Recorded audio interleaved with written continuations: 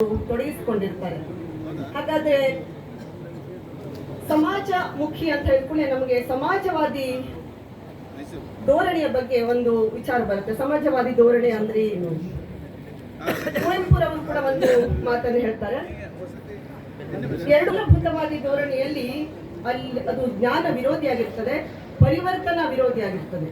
ಆದರೆ ಸಮಾಜವಾದಿ ಧೋರಣೆ ಯಾವಾಗಲೂ ಅದು ಜೀವಪರವಾಗಿರ್ತದೆ, ಮತ್ತೆ ಅಲ್ಲಿ ಜ್ಞಾನ ದರ್ಶನ ಇರ್ತದೆ ಎನ್ನುವ ಮಾತನ್ನ ಕುವೆಂಪುರವರು ಹೇಳ್ತಾರೆ.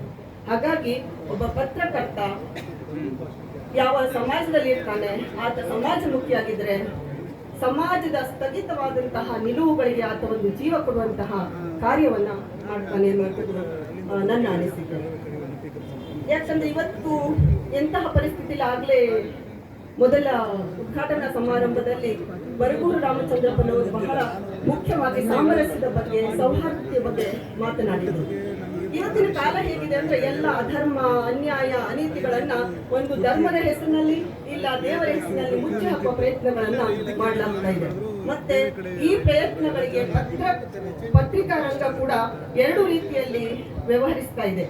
ಅಂದ್ರೆ ನಮ್ಮಲ್ಲಿ ಪಂಥಗಳ ಮೂಲಕ ಪತ್ರಿಕಾ ರಂಗ ತನ್ನನ್ನು ತಾನು ಗುರುತಿಸಿಕೊಳ್ತಾ ಇರುವುದು ಬಹಳ ವಿಷಾದನೀಯ ಅಂತ ಹೇಳಿ ನಾನು ಈ ಸಂದರ್ಭದಲ್ಲಿ ಹೇಳಿಕ್ಕೆ ಇಷ್ಟಪಡ್ತೇನೆ.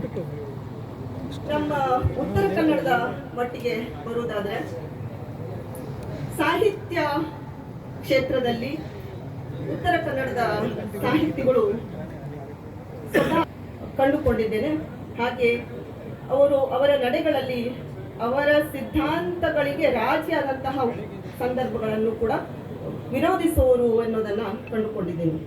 ಇಡೀ ರಾಜ್ಯದಲ್ಲಿ ನಮ್ಮ ಉತ್ತರ ಕನ್ನಡದ ಪತ್ರಕರ್ತರು ಒಂದು ಗುಣಗುಂಚೆ ಹೆಚ್ಚೆತ್ತುತ್ತಾರೆ ಎನ್ನುವಂಥದ್ದು ನನ್ನ ನಂಬಿಕೆ. ಹಾಗಾಗಿ ಎಲ್ಲೆಲ್ಲಿ ನ್ಯಾಯದ ಪರವಾಗಿ ನಿಲ್ಲಲಿಕ್ಕೆ ಅವರಿಗೆ ಸಾಧ್ಯ ಆಗ್ಲಿಲ್ವೋ ಆಗೆಲ್ಲ ನಮ್ಮ ಉತ್ತರ ಕನ್ನಡದ ಪತ್ರಕರ್ತರು ಸೃಜನಶೀಲ ಕೃತಿಗಳಲ್ಲಿ ತಮ್ಮನ್ನ ಅಭಿವ್ಯಕ್ತಿಗೊಳಿಸುವಂತಹ ಪ್ರಯತ್ನವನ್ನ ಮಾಡಿದ್ದಾರೆ.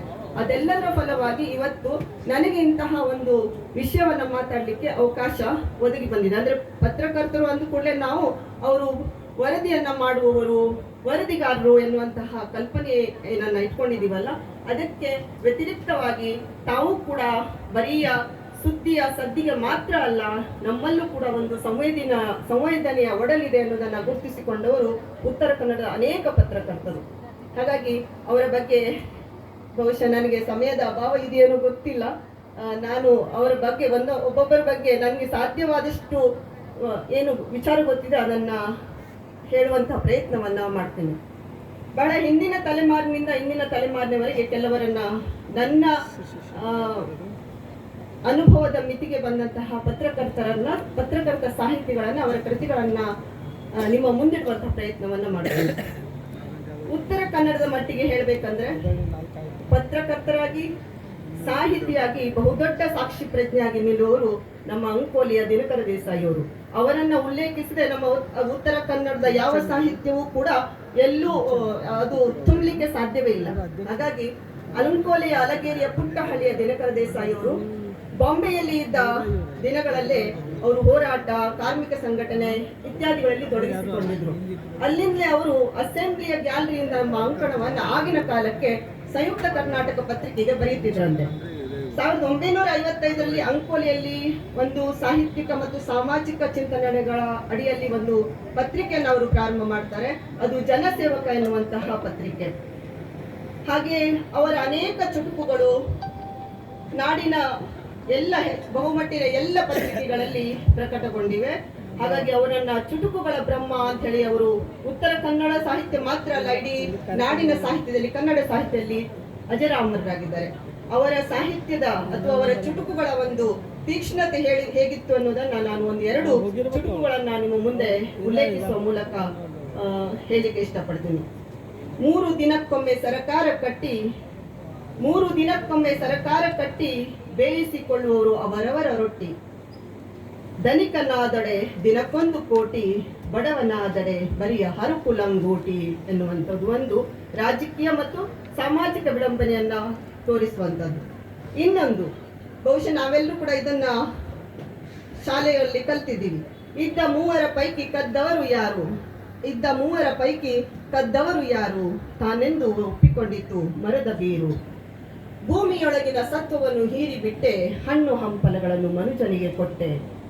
ಈ ಮನುಷ್ಯನ ಸ್ವಾರ್ಥಪರತೆಯನ್ನ ವಿಡಂಬಿಸುವಂತಹ ಇಂತಹ ಹಲವಾರು ಕ್ಷೇತ್ರಗಳ ಕುರಿತು ಅವರು ಬಹಳ ಅದ್ಭುತವಾಗಿ ಮತ್ತು ಅಪರೂಪವಾಗಿ ಅನುಪಮವಾಗಿ ಚುಟುಕುಗಳನ್ನು ರಚಿಸಿದ್ದಾರೆ. ಇನ್ನು ಅಮ್ಮೆಂಬಾಳ್ ಆನಂದ್ ಅವರು, ಪತ್ರಕರ್ತರಂತಹ ಅಮ್ಮೆಂಬಾಳ್ ಆನಂದ್ ಅವರು ಮೂಲತಃ ಮಂಗಳೂರಿನವರು. ಆದರೆ ಉತ್ತರ ಕನ್ನಡದ ಅಂಕೋಲೆ ಕೆನರಾ ವೆಲ್ಫೇರ್ ಟ್ರಸ್ಟಿನ ಉದ್ಯೋಗಿಯಾಗಿ ಅವರು ಅಂಕೋಲೆಗೆ ಬರ್ತಾರೆ. ಆ ನಂತರ ಅಲ್ಲಿಯೇ ಅವರು ತಮ್ಮ ಸಾಹಿತ್ಯಿಕ ಚಟುವಟಿಕೆಯಲ್ಲಿ ತೊಡಗಿಸಿಕೊಳ್ತಾರೆ. ದಿನಕರರ ಜನಸೇವಕ ಪತ್ರಿಕೆಯನ್ನ ಅವರ ನಂತರ ಮುನ್ನಡೆಸುವಂತಹ ಜವಾಬ್ದಾರಿಯನ್ನ ಇವರು ಹೊತ್ತುಕೊಳ್ತಾರೆ. ಪತ್ರಕರ್ತರಾಗಿ ಒಳ್ಳೆಯ ಹೆಸರು ಗೌರವವನ್ನು ಹೊಂದಿದ್ದ ಇವರು ಕರ್ನಾಟಕ ಪತ್ರಿಕಾ ಅಕಾಡೆಮಿ ಪ್ರಶಸ್ತಿಯಂತಹ ಪ್ರಶಸ್ತಿಗೆ ಭಾಜನರು.